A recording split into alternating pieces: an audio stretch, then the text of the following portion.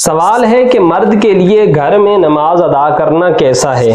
تو اس کا جواب یہ ہے کہ اگر کوئی شرعی عذر نہ ہو تو گھر میں نماز ادا کرنا، ایک تو اس کا ثواب کم ملتا ہے۔ بخاری اور مسلم کی روایت حضرت ابن عمر رضی اللہ تعالیٰ عنہ سے مروی ہے کہ آقا علیہ الصلوۃ والسلام نے ارشاد فرمایا کہ نماز باجماعت کا ثواب تنہا نماز پڑھنے کے ثواب کے مقابلے میں 27 درجے زیادہ ہے۔ پہلا مسئلہ تو یہ ہوا کہ ایک تو آپ کو اس کا ثواب کم ملے گا، اور دوسرا جماعت کو چھوڑنے کی وجہ سے گناہ بھی ملے گا، کیونکہ بخاری مسلم کی روایت حضرت ابو ہریرہ رضی اللہ تعالیٰ عنہ سے مروی ہے کہ آقا علیہ الصلوۃ والسلام نے ارشاد فرمایا،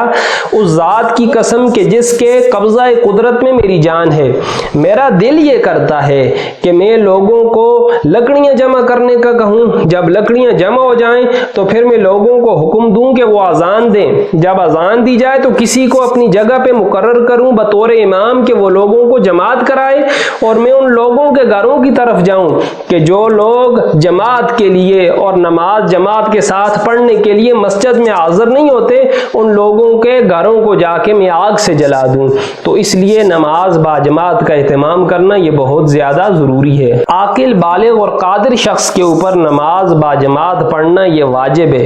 اور اگر ایک بار بھی وہ نماز باجماعت وہ چھوڑ دے گا تو وہ گناہگار ہوگا، اور اگر ایک بار سے زیادہ وہ نماز باجماعت ادا کرنا چھوڑ دے گا تو ایسا بندہ فاسق ہوگا اور مردود الشہادہ ہوگا،